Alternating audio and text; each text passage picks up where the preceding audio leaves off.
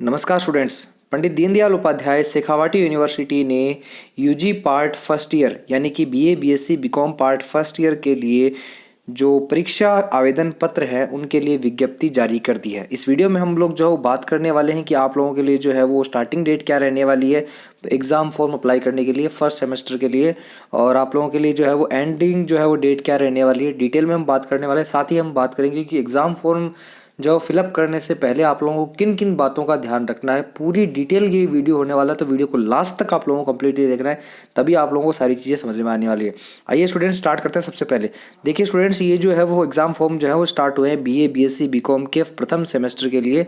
ठीक है, चाहे आप लोग रेगुलर स्टूडेंट हो चाहे आप लोग प्राइवेट स्टूडेंट हो, दोनों स्टूडेंट्स को जो है वो ये एग्ज़ाम फॉर्म जो है वो फिलअप करने हैं अगर उन्हें यूजी फर्स्ट ईयर जो है वो क्लियर करनी है तो। ठीक है, या आप लोग बीबीए में है बीसीए में है, दोनों में जो है वो अगर आप लोग प्रथम सेमेस्टर के नियमित विद्यार्थी हैं, केवल नियमित विद्यार्थी हैं बीबीए और बीसीए में। ठीक है, प्राइवेट के अकॉर्डिंग ये होता ही नहीं है। ठीक है, इसलिए हम बात कर रहे हैं। तो अगर आप लोग बिना शुल्क के साथ आप लोग जो है वो एग्ज़ाम फॉर्म फिलअप करना चाहते हैं, मतलब अगर आप लोग कोई भी विलम्ब शुल्क जो है वो नहीं देना चाहते, तो आप लोगों के लिए एंडिंग डेट आप लोग देख पा रहे हैं 5/1/2024 है, और स्टार्टिंग डेट जो है वो 27/12/2023 है। ठीक है, मतलब आज 26 हो चुके हैं, कल ही से जो आप लोगों के जो है वो एग्ज़ाम फॉर्म स्टार्ट हो जाएंगे। ठीक है, 100 रुपये विलम्ब शुल्क के साथ आप लोगों की जो है वो डेट रहने वाली है 6/1/2024 से 8/1/2024। और दोगुना फीस अगर आप लोग देना चाहते हैं, वैसे आप लोग को नहीं देनी चाहिए, पर फिर भी अगर आप लोग भूल जाते हैं, वैसे भूलना नहीं है। लगभग आप लोगों के जितने भी फ्रेंड सर्कल में जितने भी स्टूडेंट्स हैं उन तक ये वीडियो ज़रूर शेयर कर दीजिएगा। दोगुना फीस के साथ अगर आप लोग जो है वो फॉर्म फिलअप करते हैं, तो आप लोग जो है वो 9/1/2024 से 11/1/2024 तक फिलअप कर सकते हैं। वैसे फीस क्या रहने वाली है ये भी हम इस वीडियो में बात करने वाले हैं, लेकिन पहले कुछ इंपॉर्टेंट पॉइंट्स आप लोगों को बताने वाला हूँ, वो आप लोगों को जो है वो ज़रूर देखना है। ठीक है, देखिए यहाँ पर स्टार्टिंग में ही जो है वो आप लोग देख पा रहे हैं कि आप लोग के लिए लिखा हुआ है कि स्नातक प्रथम वर्ष यानी जो सेमेस्टर है फर्स्ट सेमेस्टर के स्वयं पार्टी और जो प्राइवेट स्टूडेंट है यानी कि नियमित और प्राइवेट स्टूडेंट दोनों के लिए बात की जा रही है कि परीक्षा जनवरी जो है वो 2024 इंपॉर्टेंट है। आप लोगों की परीक्षा जनवरी 2024 के अंतिम सप्ताह में प्रारंभ किया जाना प्रस्तावित है। मतलब जनवरी के लास्ट सप्ताह तक आप लोगों की एग्ज़ाम जो है वो होनी स्टार्ट हो जाएगी। तो आप लोग अपनी तैयारी जो है वो अभी से स्टार्ट कर दीजिए स्टूडेंट। सर्वर डाउन होने की समस्या से बचने के लिए अंतिम तिथि का आप लोगों को इंतज़ार नहीं करना है। आप लोगों को जल्द से जल्द अपना जो है वो एग्ज़ाम फॉर्म फिलअप करवा देना है। ठीक है, कुछ निर्देश हैं आप लोगों के लिए यहाँ पर देख पा रहे हैं। फर्स्ट ही निर्देश आप लोगों के लिए है कि नियमित विद्यार्थियों को सेमेस्टर के अंत में न्यूनतम 75% उपस्थिति आप लोगों की होना आवश्यक है। मतलब आप लोगों की अटेंडेंस जो है वो 75% होनी ज़रूरी है ये। और आप लोगों को ABC ID जो है वो क्रिएट करनी है। एग्ज़ाम फॉर्म फिलअप करने से पहले आप लोगों को जो है वो ABC ID क्रिएट करनी पड़ेगी। ABC ID क्रिएट होगी तब जाके आप लोगों का जो है वो एग्ज़ाम फॉर्म जो है फिलअप होने वाला है। वीडियो के डिस्क्रिप्शन में जो है वो ABC ID किस तरीके से आप लोग क्रिएट कर सकते हैं उसका लिंक जो है वो मैंने डाल दिया है। आप लोग वहां जाकर जो है वो चेक कर सकते हैं किस तरीके से आप खुद जो है अपने फ़ोन से अपनी ABC ID क्रिएट कर सकते हैं। पूरा डिटेल्ड वीडियो ज़रूर आप लोग जो है उसे देखिएगा। ठीक है, और अपनी ABC ID खुद क्रिएट कर लीजिएगा। ठीक है, अतः विद्यार्थी परीक्षा आवेदन पत्र के निर्धारित स्थान एवं समय का मोबाइल नंबर, ईमेल ID, आधार कार्ड व ABC ID दर्ज करें। ये चीज़ ध्यान रखनी है आप लोगों को। अपने मोबाइल नंबर जो है वो वही देने हैं जो आप लोग जो है वो ऐसे मान लीजिए 3-4 साल तक रखने वाले हैं। आप लोगों के पेरेंट्स के जो है वो मतलब एक से परमानेंट जो आप लोगों के मोबाइल नंबर होते हैं ना, वो आप लोगों को देने वाले हैं। क्योंकि कुछ बहुत सी जो है वो ऐसे मान लीजिए मैसेज जो है वो यूनिवर्सिटी तो या आपकी कॉलेजेस जो है वो आप लोगों को भेजने वाली है, तो मोबाइल नंबर मेक श्योर आप वही डालें जो आप लोग लंबे टाइम तक रखने वाले हैं। ईमेल ID आप लोगों को स्थायी ईमेल ID रखनी है। आधार कार्ड का नंबर आप लोग डाल रहे हैं तो वो ढंग से आप लोगों को चेक करके डालना है। ABC ID आप लोगों की जो है वो आप लोगों को दर्ज करनी है, तो उसको भी आप लोगों को ध्यान से जो है वो बनाकर उसके बाद में आप लोगों को वहाँ पर दर्ज करनी है। ठीक है, इसके बाद में आप लोग थर्ड पॉइंट देख रहे हैं कि परीक्षा विज्ञप्ति ये आई थिंक कोई विशेष इंपॉर्टेंट पॉइंट नहीं है आप लोगों के लिए, लेकिन यहाँ पर आप लोग देख पा रहे हैं इसमें लास्ट में लिखा हुआ है कि महाविद्यालय द्वारा परीक्षा फॉर्म अग्रेषित ठीक है करने संबंधित प्रक्रिया हेतु दिशा निर्देश का अवलोकन करें। मतलब ये आप लोगों के लिए नहीं है, ये तो महाविद्यालय के लिए है, तो आप लोगों के लिए इसके लिए कोई इंपॉर्टेंट बात नहीं है।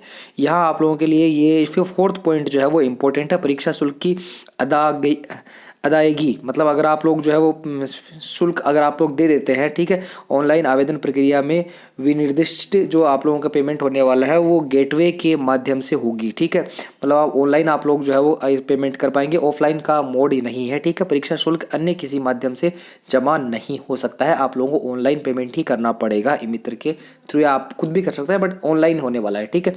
परीक्षा शुल्क का भुगतान आप लोगों के लिए जो है वो एक बार किए जाने के पश्चात दोबारा भुगतान 24 घंटे की समयावधि में पोर्टल पर पेमेंट वेरीफाई करने पर भुगतान नहीं होने की स्थिति में ही किया जावे। ये बहुत ही इंपॉर्टेंट पॉइंट है, आप लोग जो है वो ध्यान रखिएगा। मतलब आप लोगों ने जो है वो पेमेंट कर दिया लेकिन वो जो है वो बता नहीं रहा है, मान लीजिए आप लोगों ने पेमेंट कर दिया लेकिन फिर भी दिखा नहीं रहा है कि पेमेंट आप लोगों का हो चुका है, तो इस कंडीशन में ऐसा नहीं है कि आप लोग दोबारा पेमेंट कर दें। अगर आप लोगों ने पेमेंट कर दिया दोबारा तो विश्वविद्यालय आप लोगों को जो है वो वापस वो पेमेंट नहीं देने वाला है, ये चीज़ ध्यान रखनी है आप लोगों को, ठीक है। 24 घंटे बाद में आप लोगों को चेक करना है कि वो पेमेंट जो है वो सक्सेसफुली जो है वो हो चुका है या नहीं हो चुका है। अगर नहीं हुआ है तब उस कंडीशन में आप लोगों की उस कंडीशन के अकॉर्डिंग आप लोगों को सोच के, ठीक है, आप लोगों को काम करना है, लेकिन लगातार आप लोगों को 2 बार पेमेंट नहीं करना है, ये चीज़ ध्यान रखनी है आप लोगों को, ठीक है। इसके बाद में 5th पॉइंट आप लोग देख पा रहे हैं यहाँ पर, ठीक है, कुछ दिशा निर्देश आप लोगों के लिए यहाँ पर भी हैं। यहाँ पर लिखा हुआ है कि जो परीक्षा आवेदन पत्र भरने से पूर्व विश्वविद्यालय द्वारा जारी दिशा निर्देश सावधानी पूर्वक अवलोकन करें। जो भी मैं आप लोगों को बता रहा हूँ वो सारे आप लोगों को ढंग से सुनने हैं स्टूडेंट्स, ठीक है। परीक्षार्थी परीक्षा आवेदन पत्र तथा नामांकन आवेदन पत्र की 3 हार्ड कॉपी डाउनलोड कर उस पर यथास्थान हस्ताक्षर में आवश्यक दस्तावेजों, जो भी आप लोगों के डॉक्यूमेंट्स होने वाले हैं उनकी बात की जा रही है, तथा पूर्व उपस्थिति अनुपस्थिति आप लोगों की जो भी होने वाली है, ठीक है, पूर्व उत्तीर्ण और अनुत्तीर्ण, ठीक है, सभी आप लोगों के अंक तालिकाओं के साथ आगामी 2 कार्य दिवसों में 2 प्रतियों, ठीक है, महाविद्यालय प्रति आप लोगों के लिए एक और एक विश्वविद्यालय प्रति, मतलब कॉलेज और यूनिवर्सिटी दोनों की आप लोगों की जो कॉपी होने वाली है उसकी हम बात कर रहे हैं, से संबंधित महाविद्यालय में आवश्यक रूप से जमा करवाएं। मतलब आप लोग फॉर्म फिलअप करेंगे तो फॉर्म फिलअप करेंगे तो आप लोग के पास जो है वो 3 कॉपीज आने वाली है। एक तो आप लोगों को स्टूडेंट कॉपी होगी, एक आप लोगों की जो है वो कॉलेज कॉपी होगी और एक यूनिवर्सिटी कॉपी होगी। तो कॉलेज और यूनिवर्सिटी कॉपी आप लोगों को आपके कॉलेज में जमा करवानी है, ये चीज़ ध्यान रखनी है आप लोगों को, ठीक है। परीक्षा आवेदन पत्र की एक प्रति आप लोगों को जो कि स्टूडेंट वाली होने वाली है वो आप लोगों को खुद रखनी है, ठीक है। परीक्षा आवेदन सह नामांक आवेदन पत्र जमा नहीं करवाने की स्थिति में प्रवेश पत्र जारी नहीं किया जाएगा। मतलब अगर आप लोगों ने आवेदन पत्र कॉलेज में जमा नहीं करवाया तो आप लोगों का प्रवेश पत्र जारी नहीं होगा, उसका फिर आप लोगों के लिए कोई फायदा नहीं होने वाला है, ठीक है। आप लोगों को अपनी महाविद्यालय में ज़रूर से ज़रूर अपना आवेदन पत्र जो है वो जमा करवाना है, ठीक है।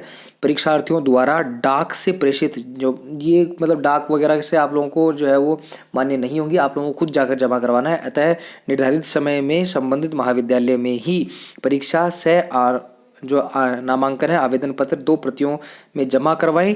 महाविद्यालय द्वारा अग्रेषित परीक्षा आवेदन से नामांक आवेदन पत्र की ही स्वीकार होंगे, ठीक है। मतलब वही आप लोगों के आवेदन पत्र जो है वो स्वीकार होंगे और दूसरे वाले जो है वो स्वीकार आप लोगों के लिए नहीं होने वाले हैं, ठीक है। यहाँ पर कुछ इंपॉर्टेंट पॉइंट भी लिखा हुआ है, आप लोग देख पा रहे हैं यहाँ पर प्रायोगिक परीक्षा के लिए कि स्नातक कला और विज्ञान दोनों के लिए लिखा हुआ है। परीक्षा में जिन स्वयंपाठी विद्यार्थियों ने प्रायोगिक विषय का चयन किया है, जिन विद्यार्थियों ने प्रायोगिक विषय का चयन किया है उन्हें प्रायोगिक परीक्षा में सम्मिलित होने हेतु प्रशिक्षण प्राप्त करना अनिवार्य होने वाला है, ठीक है। अतः संबंध में जो आप लोगों के परिशिष्ट है कि बिंदु जो संख्या 10 है उसका सावधानी पूर्वक आप लोगों को जो है वो आप लोगों को अवलोकन करना है। मैं बता दूंगा आप लोगों को कंटिन्यूसली वीडियो देखना है बस, ठीक है। तदनुसार आप लोगों को यहाँ पर दिया हुआ है कि प्रायोगिक विषयों के प्रशिक्षण हेतु संबंधित कॉलेजों से जो आप लोगों के महाविद्यालय होने वाले हैं से संपर्क करें, अन्यथा वे प्रायोगिक परीक्षा में सम्मिलित नहीं हो सकेंगे। मतलब आप लोगों को प्रशिक्षण लेना है, प्रशिक्षण लेने के बाद ही आप लोग जो है वो एग्ज़ाम दे पाएंगे प्रायोगिक परीक्षा की, ठीक है। इसके बाद में आप लोग देख पा रहे हैं यहाँ पर कोई भी अगर आप लोगों को समस्या होती है, ठीक है, तो आप लोग जो है वो यूनिवर्सिटी की हेल्पलाइन नंबर पर आप लोग जो है वो कॉल कर सकते हैं। आप लोग स्क्रीन पर आप लोग देख पा रहे हैं बहुत अच्छे से, ठीक है। ये कुछ इंपॉर्टेंट पॉइंट्स थे, ठीक है। इसके बाद में आप लोगों के लिए कुछ इंपॉर्टेंट पॉइंट्स और मैं बता देता हूँ। यहाँ पर अपरिशिष्ट के बारे में हम बात कर रहे थे, ठीक है, वो मैं अभी जो प्रायोगिक परीक्षा से रिलेटेड था वो मैं आप लोगों को जो है वो पहले बता देता हूँ, ठीक है। 10 नंबर पॉइंट था प्रायोगिक परीक्षा से रिलेटेड। यहाँ पर आप लोग देख पा रहे हैं स्वयं पाठी विद्यार्थियों अपने परीक्षा में प्रायोगिक विषय हैं, अगर प्राइवेट स्टूडेंट है कोई और उनके जो है वो मान लेते हैं कि प्रायोगिक विषय है, तो वे परीक्षा फॉर्म जमा करवाते समय जो है वो विशेष ध्यान देवें। मतलब कुछ विशेष आप लोगों को बातों का ध्यान रखना है। ये पॉइंट्स आप लोग जो है वो मैं स्क्रीन पर दिखा रहा हूँ आप लोगों को, डिटेल में आप लोग जो है वीडियो को पॉज कर लीजिए और बाद में ढंग से जो है वो आप लोग इन पॉइंट्स को पढ़ लीजिएगा स्टूडेंट, बहुत ही इंपॉर्टेंट है। ठीक है, अभी हम बात कर लेते हैं सारे पॉइंट्स की। यहाँ पर देख लीजिए आप लोग 75% उपस्थिति की बात की जा रही है। ठीक है, पेनल्टी वगैरह की बात की जा रही है। ठीक है, ABCID आप लोगों को क्रिएट करनी पड़ेगी, ये मैं पहले ही बता चुका हूँ, वही चीज़ें इसमें लिखी हुई है। ठीक है, और इसके अलावा वही चीज़ें हैं, कोई विशेष और कोई इंपॉर्टेंट पॉइंट नहीं है। प्रायोगिक परीक्षा के रिलेटेड मैं अभी बात कर चुका हूँ, दोबारा बता रहा हूँ आप लोगों को, ये सारे पॉइंट आप लोग ध्यान से पढ़ लीजिए, बाद में आप लोग जो है वो सारा काम कीजिएगा। ठीक है, अभी यहाँ पर दिखा जा रहा है कि इस चरण में फॉर्म प्रिंट नहीं होगा, केवल फीस आप लोगों को निर्धारित होगी। ठीक है, मतलब ये तो उस फॉर्म की कंटिन्यूसली आप लोग फिल कर रहे हैं तो वो प्रोसेस है, अगर आप लोग पढ़ना चाहते हो तो पढ़ सकते हैं, बाकी ये मतलब आप लोग फिलअप करवाएंगे तो वो डेट कंटिन्यूसली वो उनके लिए है, आपके लिए नहीं होने वाला है फिलहाल ये पॉइंट। ठीक है, यहाँ पर आप लोगों के लिए 5th पॉइंट जो है वो इम्पोर्टेंट है। परीक्षार्थी जो भी आप लोग हैं, ठीक है, परीक्षा फॉर्म को सावधानी पूर्वक आप लोगों को भरना है, अन्यथा परीक्षा जो आप लोग परीक्षार्थी हैं उनके परीक्षा फॉर्म में किसी भी प्रकार की अगर आप लोगों से मिस्टेक हो गई है, कोई भी गलती आपके नाम में, पिता के नाम में, माता के नाम में, जन्म तिथि में, एनरोलमेंट नंबर में, किसी भी नंबर में, किसी भी चीज़ में आप लोगों से गलती होगी तो इत्यादि में के बाद में आप लोगों को हर एक संशोधन में, छोटी से छोटी एक संशोधन में आप लोगों को प्रति गलती 200 रुपये जो है वो देने पड़ेंगे। तो ध्यान से आप लोगों को फॉर्म जो है वो अप्लाई करना है, ये चीज़ ध्यान रखें। ठीक है, विश्वविद्यालय में जमा करवाने पर फॉर्म, परीक्षा फॉर्म भरवाने की अंतिम तिथि आप लोगों के 3 दिवस में ही सुधार करवाया जाना संभव है। ये भी इंपॉर्टेंट बात है कि आप लोगों ने फॉर्म भरवा दिया है तो अंतिम तिथि से 3 दिन बाद तक आप लोग सुधार करवा सकते हैं, बाद में आप सुधार भी नहीं करवा पाएंगे। ये भी इंपॉर्टेंट पॉइंट है आप लोगों के लिए। ठीक है, और ऐसे छात्र जिन्होंने अपनी परीक्षा जो है वो माध्यमिक शिक्षा बोर्ड राजस्थान अजमेर से उत्तीर्ण किया, उनकी जो है वो सेकेंडरी और सीनियर सेकेंडरी की अंक तालिका की सत्यापित जो आप लोगों की कॉपी होने वाली है, मतलब आप लोगों के सिग्नेचर के अनुसार जो आप लोगों की कॉपी है वो ऑनलाइन परीक्षा फॉर्म की हार्ड कॉपी के साथ संलग्न करें। ठीक है, वो आप लोगों को साथ में जोड़नी है, वो आप लोगों को ई-मित्र वाले जो है वो ढंग से समझा देंगे आप लोगों को। ठीक है, अगर आप लोग दूसरे बोर्ड से तो आप लोगों को माइग्रेशन की जरूरत पड़ेगी, अदरवाइज आप लोगों को, अगर आप लोग राजस्थान बोर्ड से ही तो आप लोगों को माइग्रेशन की जरूरत यहाँ पर नहीं पड़ने वाली है। ठीक है, परीक्षार्थियों को विश्वविद्यालय द्वारा परीक्षा केंद्र आवंटित करने संबंधी सूचना जो है वो हम जल्दी जो आप लोग प्रवेश पत्र आएंगे तो उनमें आप लोगों को बता दिया जाएगा, और प्रवेश पत्र जब भी जारी होंगे आप लोगों को जो है वो इसी चैनल पर मिलने वाले हैं।